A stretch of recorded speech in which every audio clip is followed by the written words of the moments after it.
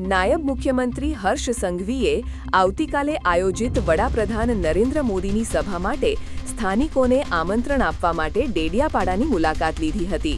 આ મુલાકાત દરમિયાન ગ્રામજનોએ પુષ્પવર્ષા અને આદિવાસી રીતરિવાજો દ્વારા તેમનું ભવ્ય અને પરંપરાગત સ્વાગત કર્યું હતું. આ ઉષ્માભર્યો આવકાર વડાપ્રધાનની સભા પૂર્વે આદિવાસી સમુદાયમાં રહેલા ભારે ઉત્સાહ અને સમર્થનને દર્શાવે છે.